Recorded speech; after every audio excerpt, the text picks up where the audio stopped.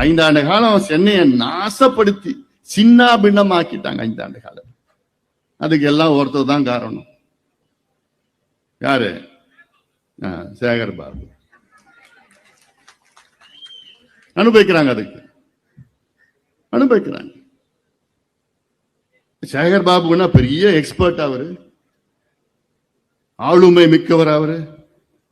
அவருக்கு இந்த துறை அந்த துறை, சென்னையில சிஎம்டிஏ எவ்வளவு செஞ்சிருக்கலாம், எவ்வளவு செஞ்சிருக்கலாம். இப்ப கூட ஒரு மேயர் இருக்கிறாங்க சென்னைக்கு. சென்னை மேயர்னா எவ்வளவு அதிகாரம் இருக்கு தெரியுமா? ஒரு மாநகராட்சி, அதாவது இந்தியாவில் 4 பெரிய மாநகராட்சியில ஒரு மாநகராட்சி. நான் பல நாடுகளுக்கு போயிருக்கேன். லண்டனுடைய மேயர்னா அந்த நாட்டில் உள்ள பிரதமருக்கு நிகரானது. நியூயார்க் மேயர் என்று சொன்னால் அமெரிக்கா ஜனாதிபதிக்கு நிகரான அந்த அதிகாரம் வைக்கின்ற மேயர். நியூயார்க்ல இப்ப மம்தானின்னு ஒருத்தர் வந்திருக்கிறார். நிச்சயமா அவர் பிற்காலத்துல ஜனாதிபதியா கூட வரதுக்கு வாய்ப்புகள் இருக்கு. பாரிஸ் மேயர் தான் பிற்காலத்துல பிரான்ஸ் நகருக்கு அங்க பிரீமியரா வந்திருக்கிறாங்க.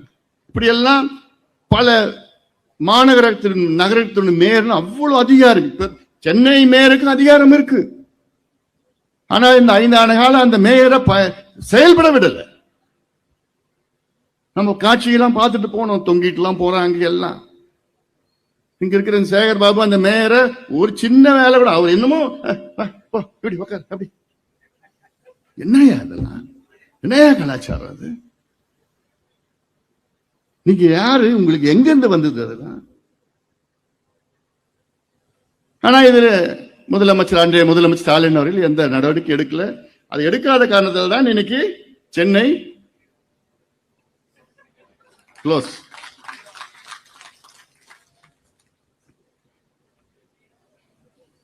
இன்னைக்கு சென்னையில எவ்வளவு செய்யலாம். ஆனா சென்னையில் தான் இருக்கிறேன். ஆனா நான் இதுக்கு முன்னாடி டீனர்ல இருந்து இப்ப நான் அங்க அந்த பக்கம் போயிட்டேன். இங்க சென்னையில அது அவ்வளோ பொல்யூஷன்ல, தண்ணி பிரச்சனை, குடிநீர் பிரச்சனை, எவ்வளோ பிரச்சனை, போக்குவரத்து நெரிசல் இருந்து எல்லாம் இருக்கு. ஆனா செய்யலாம். நிறைய எங்க கிட்ட நிறைய சொல்யூஷன்ஸ் இருக்கு, தீர்வுகள் எங்க கிட்ட எவ்வளவு இருக்கு. இது சும்மா நாங்க வாய்க்கு வந்ததெல்லாம் பேச மாட்டோம். விஞ்ஞான முறையில ஆலோசனை செய்து ஆய்வுகள் நடத்தி தான் ஒவ்வொரு பிரச்சனைக்கும் நாங்கள் தீர்வு கொடுப்போம். விஞ்ஞான முறை, சயின்டிபிக் சொல்யூஷன்ஸ். அது யாரு வேணா கொடுப்போம் நம்ம. அதனால ஒரு தமிழ்நாட்டு மக்கள் எல்லாம் எங்களுக்கும் ஒரு வாய்ப்பு தாருங்கள். இந்த மாற்றம் வந்தது ஆக்சுவலா ஒரு பாசிட்டிவா தான் நான் பார்க்கிறேன்.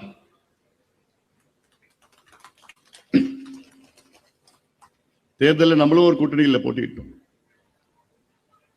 ஏன் நான் ஒரு பாசிட்டிவா பார்க்கிறேன்னா, இது தமிழ்நாட்டு மக்களுடைய உணர்வு. அவங்களுக்கும் 60 ஆண்டு காலம் ஐயோ என்னப்பா இவங்க மாத்தி மாத்தி மாத்தி மாத்தி அப்படின்னு அது ஒரு மனநிலையில ஒரு மிகப்பெரிய ஒரு புரட்சி செய்தார்கள் தமிழ்நாட்டு மக்கள். பக்கத்து நாடுகள், இலங்கையில நினைச்சு பாருங்க, இளைஞர்கள் எல்லாம் சேர்ந்து ஒரு புரட்சி பண்ணாங்க. ஆனால் அதுல அசம்பாவிதம் நடந்தது, வன்முறையெல்லாம் ஈடுபட்டு. ஆனாலும் ஒரு ஆட்சி மாற்றம் இலங்கையில நடைபெற்றது.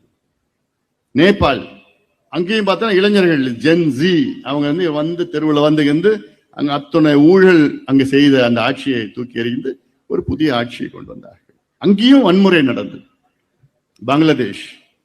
பங்களாதேஷ்லயும் மிகப்பெரிய வன்முறை நடந்தது. ஆனாலும் அங்க இருக்கின்ற இளைஞர்களுக்கு ஒரு மாற்றம் வேண்டும் என்று வன்முறையில் ஈடுபட்டு, ஆனாலும் ஒரு மாற்றம் வந்தது. இளைஞர்கள் நினைத்த ஒரு மாற்றம்.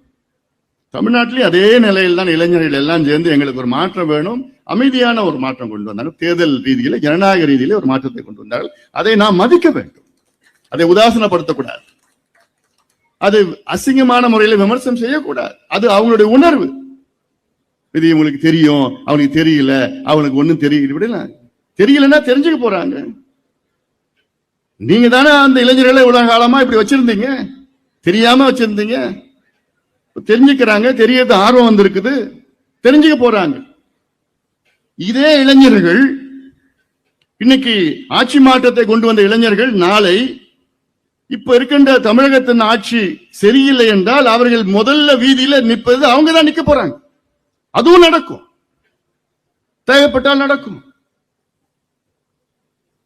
ஏன்னா அவங்களுக்கு, இளைஞர்களுக்கு அவங்களுக்கு ஏதோ அவங்கள ஏதோ ஒரு அந்த வார்த்தையெல்லாம் என்னமோ வார்த்தை பயன்படுத்திட்டு இருக்கிறாங்க. ஒரு மாற்றம் வந்திருக்கிறது.